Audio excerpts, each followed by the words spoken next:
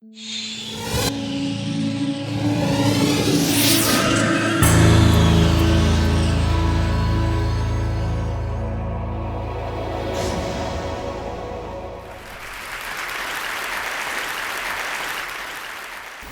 do you explain when things don't go as we assume? Or better, how do you explain when others are able to achieve things that seem to defy all of the assumptions? For example, why is Apple so innovative? Year after year after year after year, they're more innovative than all their competition. And yet, they're just a computer company. They're just like everyone else. They have the same access to the same talent, the same agencies, the same consultants, the same media. Then why is it that they seem to have something different? Why is it that Martin Luther King led the civil rights movement? He wasn't the only man who suffered in a pre-civil rights America, and he certainly wasn't the only great orator of the day. Why him? And why is it that the Wright brothers were able to figure out controlled powered manned flight when there were certainly other teams who were better qualified, better funded, and they didn't achieve powered manned flight, and the Wright brothers beat them to it? There's something else at play here. About 3.5 years ago, I made a discovery, and this discovery profoundly changed my view on how I thought the world worked, and it even profoundly changed the way in which I operate in it. As it turns out, there's a pattern. As it turns out, all the great and inspiring leaders and organizations in the world, whether it's Apple or Martin Luther King or the Wright brothers, they all think, act, and communicate the exact same way, and it's the complete opposite to everyone else. All I did was codify it. And it's probably the world's simplest idea. I call it the golden circle.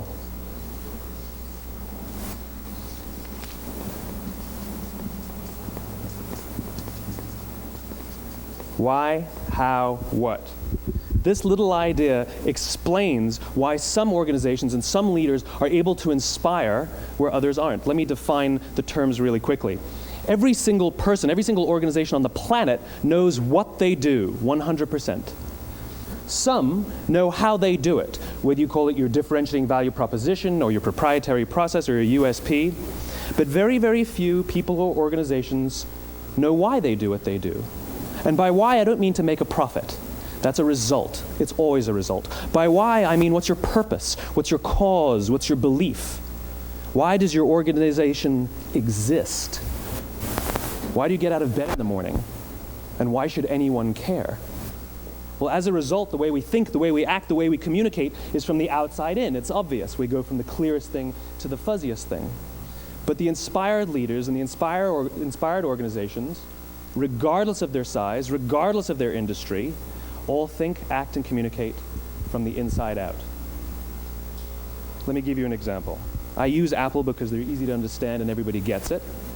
If Apple were like everyone else, a marketing message from them might sound like this: we make great computers. They're beautifully designed, simple to use, and user-friendly. Want to buy one? Meh. And that's how most of us communicate. That's how most marketing is done, that's how most sales is done, and that's how most of us communicate interpersonally. We say what we do, we say how we're different or how we're better, and we expect some sort of behavior, a purchase, a vote, something like that. Here's our new law firm. We have the best lawyers with the biggest clients. We have, we always perform for our clients, do business with us. Here's our new car. It gets great gas mileage. It has, leather seats. Buy our car. But it's uninspiring. Here's how Apple actually communicates. Everything we do, we believe in challenging the status quo. We believe in thinking differently. The way we challenge the status quo is by making our products beautifully designed, simple to use, and user-friendly. We just happen to make great computers. Want to buy one? Totally different, right? You ready to buy a computer from me?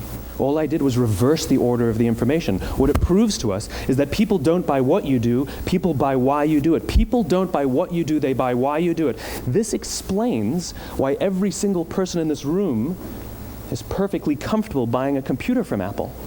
But we're also perfectly comfortable buying an MP3 player from Apple, or a phone from Apple, or a DVR from Apple. But as I said before, Apple's just a computer company. There's nothing that distinguishes them structurally from any of their competitors. Their competitors are all equally qualified to make all of these products. In fact, they tried. A few years ago, Gateway came out with flat-screen TVs. They're eminently qualified to make flat-screen TVs. They've been making flat-screen monitors for years. Nobody bought one. And Dell came out with MP3 players and PDAs. And they make great quality products, and they can make perfectly well-designed products, and nobody bought one. In fact, talking about it now, we can't even imagine buying an MP3 player from Dell. Why would you buy an MP3 player from a computer company? But we do it every day.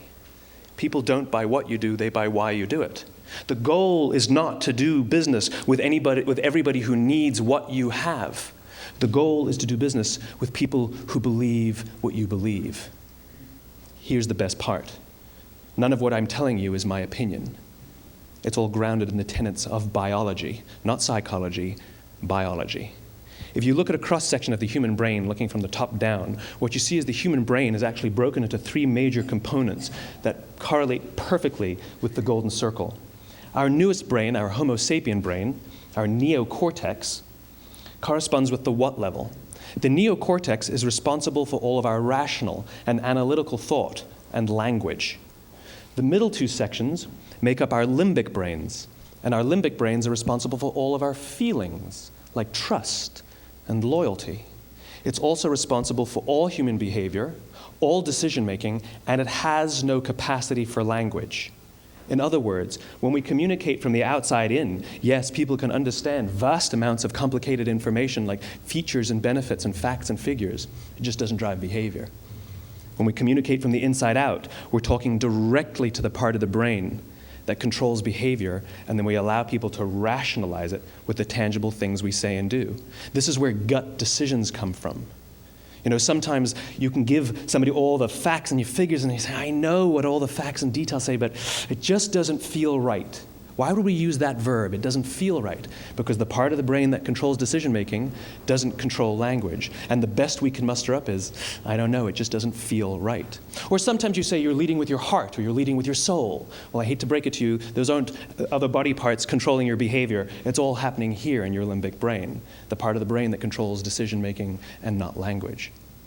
But if you don't know why you do what you do, and people respond to why you do what you do, then how will you ever get people to vote for you or buy something from you, or more importantly, be loyal and want to be a part of what it is that you do?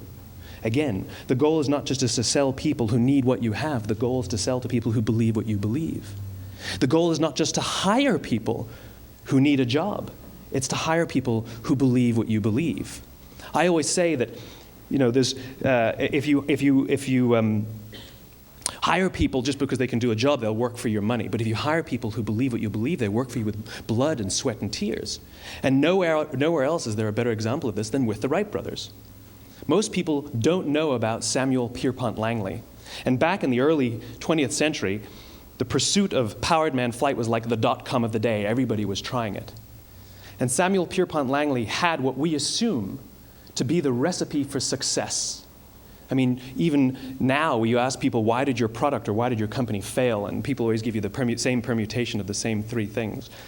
Undercapitalized, the wrong people, bad market conditions. It's always the same 3 things. So let's explore that. Samuel Pierpont Langley was given $50,000 by the War Department to figure out this flying machine. Money was no problem. He held a seat at Harvard and worked at the Smithsonian and was extremely well connected. He knew all the big minds of the day. He hired the best minds money could find, and the market conditions were fantastic. The New York Times followed him around everywhere, and everyone was rooting for Langley. And how come we've never heard of Samuel Pierpont Langley? A few hundred miles away in Dayton, Ohio, Orville and Wilbur Wright. They had none of what we consider to be the recipe for success. They had no money. They paid for their dream with the proceeds from their bicycle shop. Not a single person on the Wright brothers' team had a college education, not even Orville or Wilbur. And the New York Times followed them around nowhere. The difference was Orville and Wilbur were driven by a cause, by a purpose, by a belief. They believed that if they could figure out this flying machine, it'll change the course of the world. Samuel Pierpont Langley was different. He wanted to be rich, and he wanted to be famous. He was in pursuit of the result. He was in pursuit of the riches. And lo and behold, look what happened. The people who believed in the Wright brothers' dream worked with them with blood and sweat and tears. The others just worked for the paycheck. And they tell stories of how every time the Wright brothers went out, they would have to take 5 sets of parts because that's how many times they would crash before they came in for supper. And eventually, on December 17th, 1903, the Wright brothers took flight. And no one was there to even experience it. We found out about it a few days later. And further proof that Langley was motivated by the wrong thing, the day the Wright brothers took flight, he quit. He could have said, "That's an amazing discovery, guys. Now we'll improve upon your technology." But he didn't. He wasn't first. He didn't get rich. He didn't get famous. So he quit. People don't buy what you do, they buy why you do it. And if you talk about what you believe, you will attract those who believe what you believe. Well, why is it important to attract those who believe what you believe? Something called the law of diffusion of innovation. And if you don't know the law, you definitely know the terminology. The first 2.5% of our population are our innovators. The next 13.5% of our population are our early adopters. The next 34% are your early majority, your late majority, and your laggards.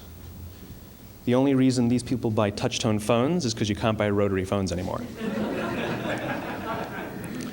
We all sit at various places at various times on the scale, but what the law of diffusion of innovation tells us is that if you want mass market success or mass market acceptance of an idea, you cannot have it until you achieve this tipping point between 15 and 18% market penetration, and then the system tips.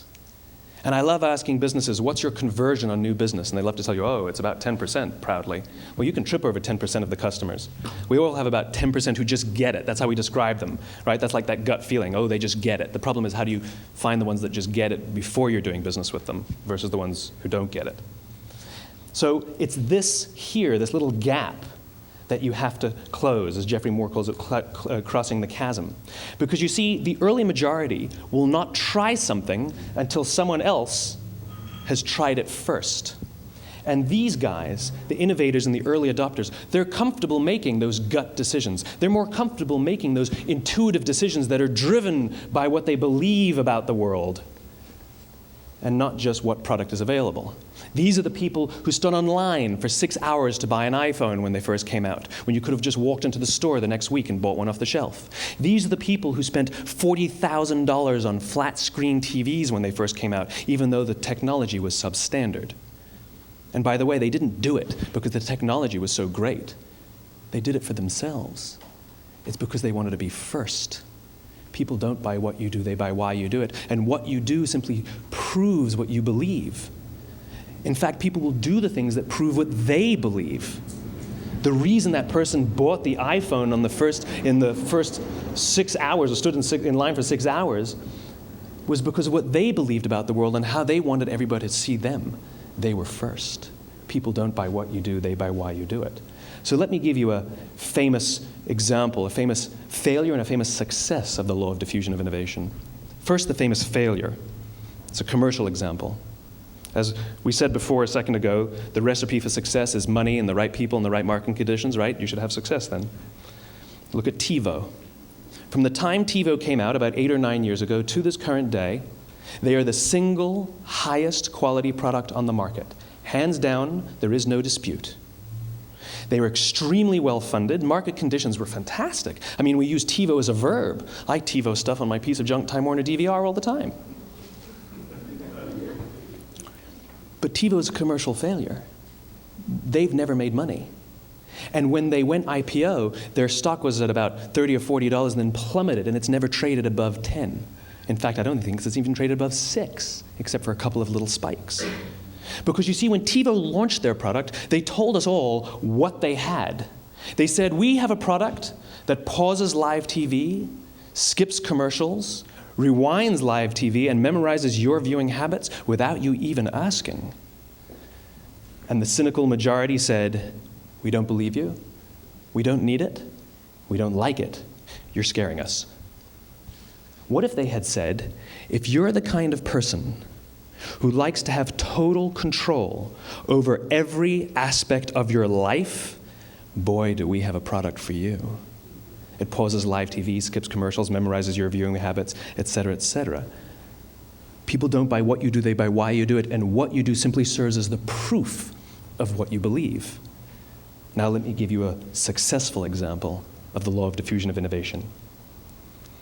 In the summer of 1963, 250,000 people showed up on the Mall in Washington to hear Dr. King speak. They sent out no invitations, and there was no website to check the date. How do you do that? Well, Dr. King wasn't the only man in America who was a great orator. He wasn't the only man in America who suffered in a pre-civil rights America. In fact, some of his ideas were bad, but he had a gift. He didn't go around telling people what needed to change in America. He went around and told people what he believed. I believe, I believe, I believe, he told people. And people who believed what he believed took his cause and they made it their own, and they told people. And some of those people created structures to get the word out to even more people. And lo and behold, 250,000 people showed up on the right day, on the right time to hear him speak.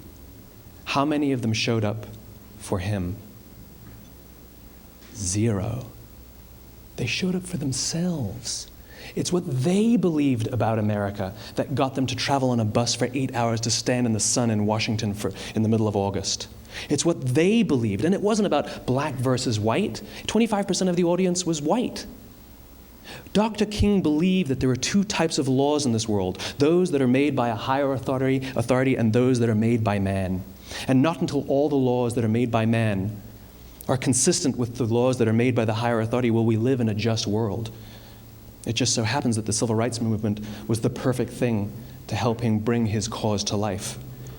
We followed him not for him, but for ourselves. And by the way, he gave the I have a dream speech, not the I have a plan speech. Listen to politicians now with their comprehensive 12-point plans. They're not inspiring anybody. Because there are leaders and there are those who lead. Leaders hold a position of power or authority, but those who lead inspire us. Whether they're individuals or organizations, we follow those who lead, not because we have to, but because we want to. We follow those who lead, not for them, but for ourselves. And it's those who start with why that have the ability to inspire those around them or find others who inspire them. Thank you very much.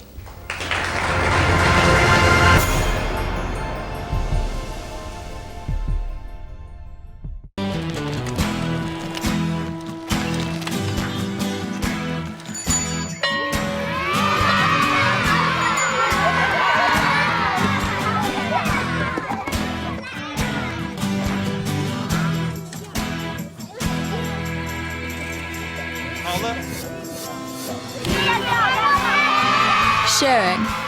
That's video on the Human Network. Siska, welcome to the Human Network.